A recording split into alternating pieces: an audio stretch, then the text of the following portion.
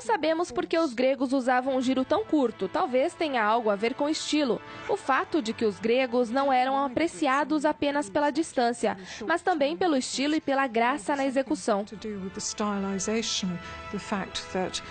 Greek sports was valued not only for achievement but also for the style and grace with which it was carried out.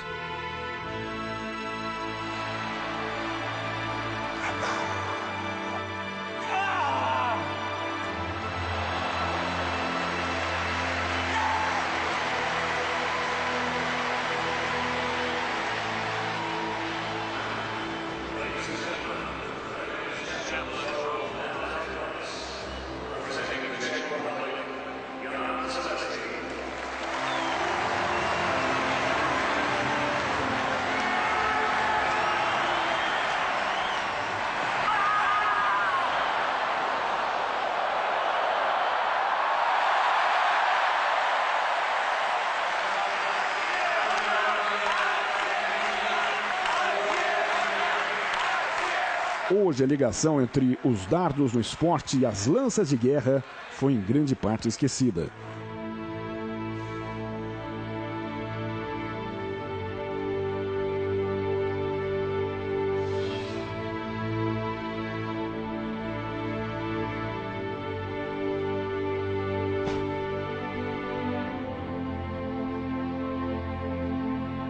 Os atletas usavam dardos mais leves que os militares, já que a distância era o objetivo, em vez da letalidade. Os dardos olímpicos eram provavelmente feitos de madeira, cortados com cerca de altura de um homem, com uma ponta cega de metal para ajudar na trajetória. Os antigos lançadores de dardo usavam atiradeiras de couro. Isso tinha um efeito balístico que aumentava a precisão e a distância.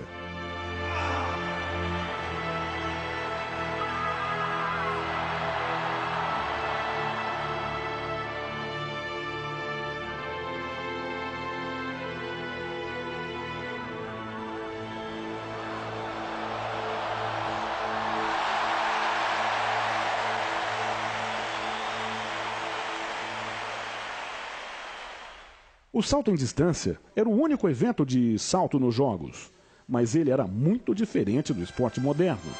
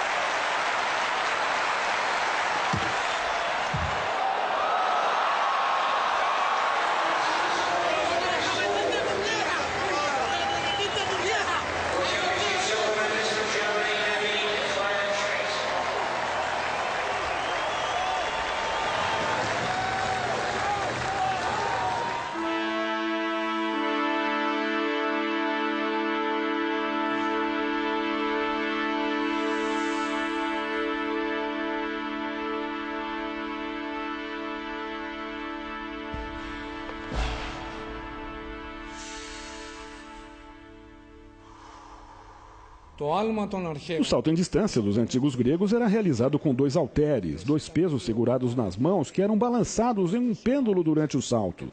Sabemos poucos detalhes sobre o esporte, já que os registros antigos pouco mencionam as técnicas. O recorde mundial atual é de 8 metros e 95 centímetros. Contudo, existem registros antigos de saltos com mais de 16 metros. Não temos certeza se o salto em distância antigo era um salto único ou um salto triplo. Aristóteles comenta que não era apenas um único movimento contínuo, mas fica difícil saber se ele se referia ao ato de mover os braços para frente e para trás, ou se eram, na verdade, 3 saltos separados.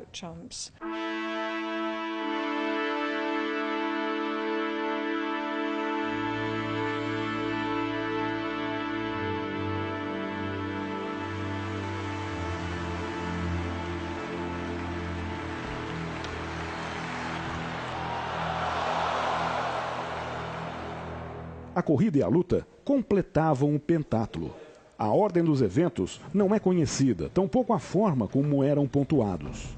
É possível que os 4 primeiros eventos não tivessem um vencedor e a luta decidisse o resultado.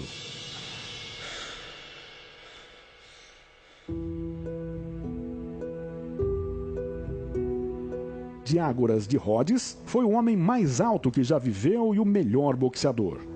16 anos depois de vencer a coroa olímpica, ele viu seus 2 filhos serem coroados campeões. E triunfantes, os meninos levantaram o pai sobre os ombros, com o público gritando: "Morra Diágoras!", pois não lhe resta nada se não ascender ao Olimpo.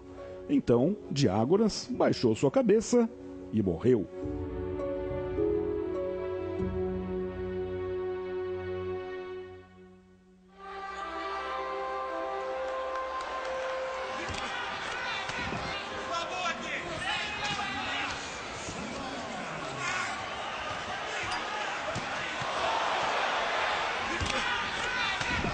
Hoje, os campeões do boxe olímpico são tão ilustres quanto nos tempos antigos. Mas os antigos boxeadores pagavam um preço ainda mais alto pela fama e pela glória.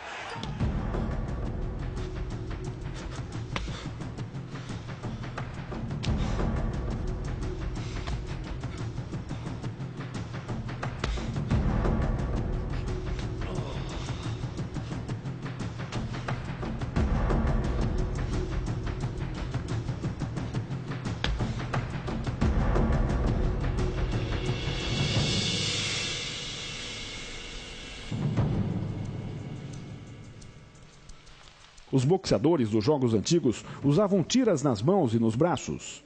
Elas eram feitas de couro bovino macio. Ao longo dos séculos, as tiras se tornaram mais duras e perigosas. Na época romana, os cestos eram usados com um peso extra de ferro ou chumbo. As tiras mais leves levavam a uma luta mais ágil, com ênfase na técnica. As faixas pesadas criavam uma competição bem mais brutal. Não havia ringues, rounds ou limite de tempo. As lutas eram separadas por sorteio, não por peso. Qualquer golpe com as mãos era permitido, mesmo em um oponente caído. Apenas abraçar, chutar e apertar os olhos era proibido. Às vezes, as lutas duravam muitas horas, até que um dos lutadores fosse nocauteado ou admitisse a derrota. O pancrácio era uma combinação entre o boxe e a luta, mas as regras eram bem diferentes. Essa era uma luta sem restrições. Socos, tapas, chaves de perna e de braços eram permitidos. Apenas morder e apertar os olhos eram proibidos. A luta prosseguia até que um dos competidores aceitasse a derrota, levantando o indicador da mão direita. O público adorava o pancrácio. Os lutadores de sucesso eram os mais celebrados e bem recompensados atletas da antiguidade.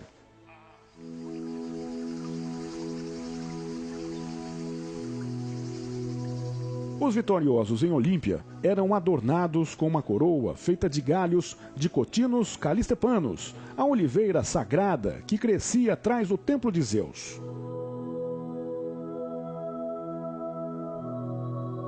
Antes de serem coroados, fitas eram amarradas à cabeça, braços e pernas dos atletas como sinal de vitória. Mas a vitória em Olímpia trazia mais que apenas uma coroa de folhas de oliveira. Os antigos jogos tinham ligação com a adoração a Zeus e a crença de que ele abençoava os atletas com o talento que lhes permitia destacar-se. Então, os atletas que venciam as provas eram tidos como possuidores de uma qualidade quase divina. E em Olímpia, se você vencesse um desses eventos, poderia erguer uma estátua própria chamada de agalma, e que era apenas um tipo de estátua. Mas se você vencesse 3 competições olímpicas, poderia ter um eikon, que se tornava um ícone, um retrato do atleta especialmente encomendado a um dos melhores escultores da época.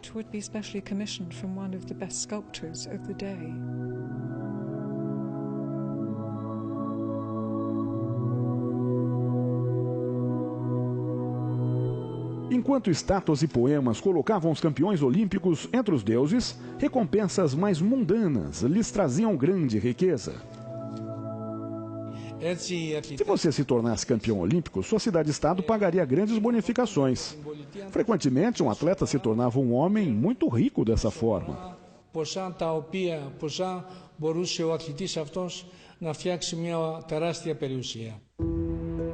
Oinomaus, rei de Pisa, tinha uma filha chamada Hipodameia. Seus pretendentes tinham de tentar levá-la em uma biga.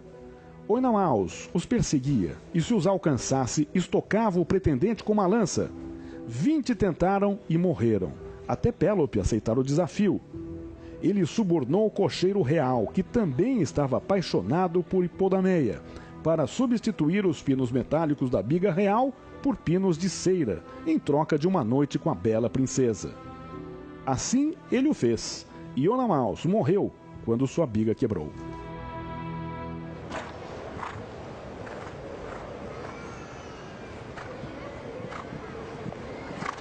A harmonia entre cavalo e cavaleiro é claramente visível nos Jogos Olímpicos modernos. E assim era na antiga Olímpia, mas de uma forma muito mais espetacular.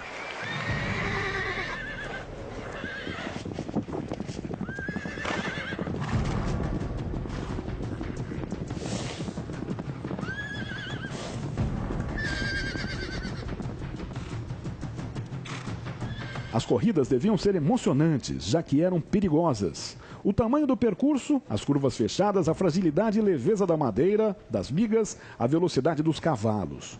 Tudo levava a uma competição espetacular. Restam poucas evidências do hipódromo de Olímpia. Ele tinha provavelmente 600 metros de comprimento e 180 metros de largura, largo bastante para 4 bigas. Um sistema elaborado de portões em forma de proa de barco permitia uma largada escalonada. Havia muitas provas de equitação em Olímpia. A primeira era uma corrida de bigas, com 4 cavalos, percorrendo 14 quilômetros. O cocheiro tinha pouco equilíbrio, com as rédeas em uma das mãos e o chicote na outra.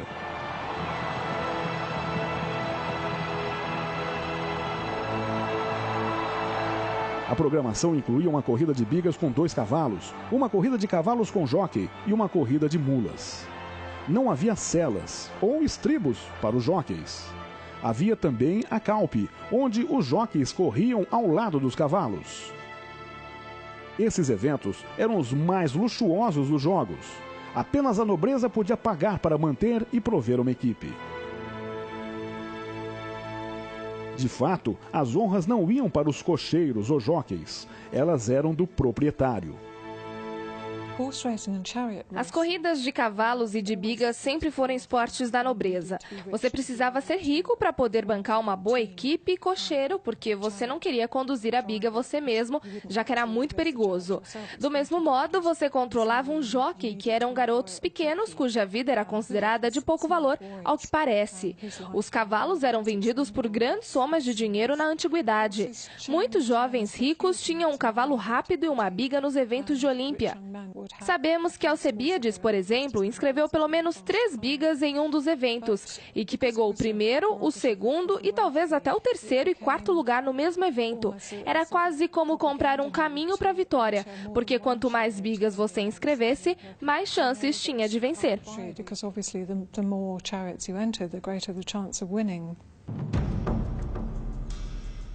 Em 67 d.C., o imperador Nero participou da corrida olímpica de bigas, com um grupo de 10 cavalos.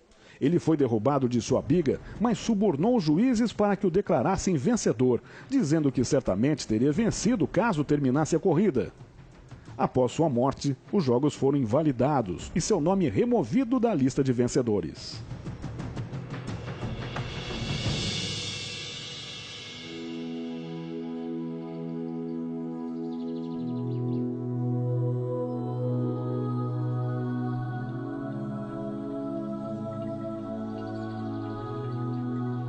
Os Jogos Antigos em Olímpia entraram em declínio, uma vez que as crenças religiosas nas quais eram inspirados começaram a desaparecer. Os raios místicos de Zeus já não tinham o mesmo poder de outrora.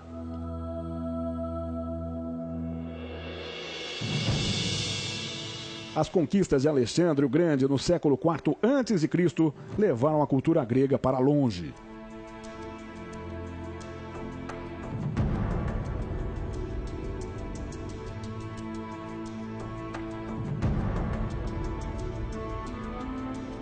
O status de Olímpia foi ameaçado por uma proliferação de jogos e festivais. O nível de opulência e luxo aumentou, conforme as cidades competiam umas com as outras pelo maior espetáculo. Mas a rendição da Grécia a Roma, em 146 d.C., foi como um golpe de misericórdia aos Jogos. A atitude romana perante o atletismo era muito diferente da grega. Para os romanos, os esportes eram um espetáculo e entretenimento. Por isso, gostavam tanto das competições de gladiadores e as corridas de biga. Eles, até certo ponto, acompanhavam outros eventos, como as provas de campo e de pista, aos quais os gregos eram aficionados. Mas eles foram bem menos importantes na época romana. Os esportistas eram tratados como animadores. Quando os romanos chegaram ao poder e começaram a saquear as cidades e santuários gregos, levaram dos santuários milhares de estátuas dos atletas e deuses, estabelecidos ao longo dos séculos.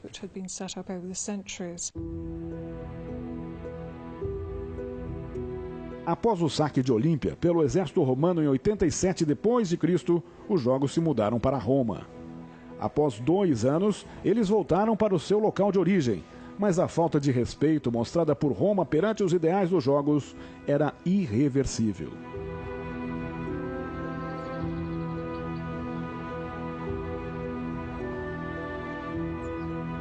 A lista de vitórias olímpicas acabou em 267 da era cristã, mas ela não deixa claro quando os Jogos acabaram.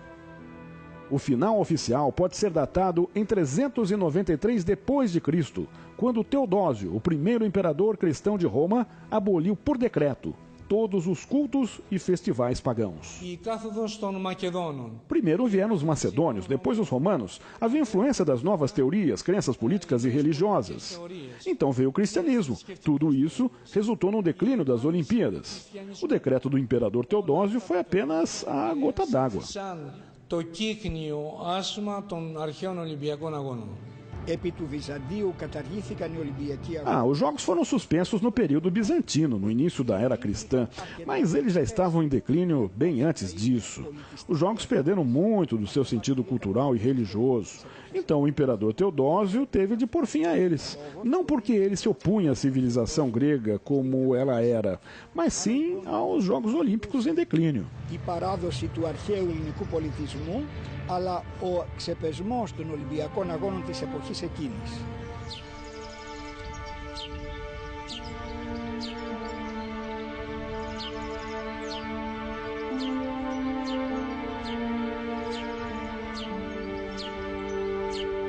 O Templo de Zeus foi incendiado em 426 d.C., quando Roma decretou que todos os templos pagãos deveriam ser destruídos.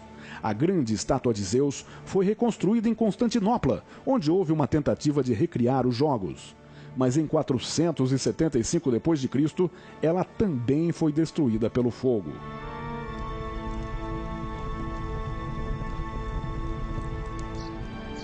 Nos séculos seguintes, invasores, como os visigodos e os vândalos, devastaram o local.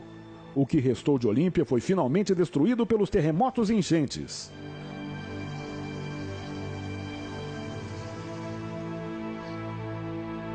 Foram os arqueólogos que encontraram as ruínas de Olímpia.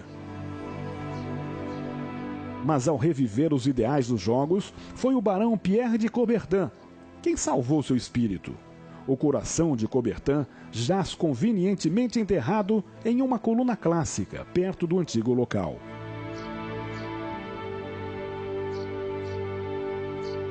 Por séculos, o atletismo e seu lar em Olímpia permaneceram intocados e gloriosos. Lá, os estados e cidades se encontravam personalizados em jovens que, imbuídos do grande senso de moral dos Jogos, seguiam com um espírito quase de reverência religiosa. Esses espetáculos incomparáveis deleitavam o povo. Sem dúvida, pouca ambição e muita paixão estavam envolvidas. Não existe reunião de pessoas sem estes fatores, mas o resultado foi algo grandioso e forte, que dominou a civilização grega, influenciando os jovens da nação e depois de todo o mundo.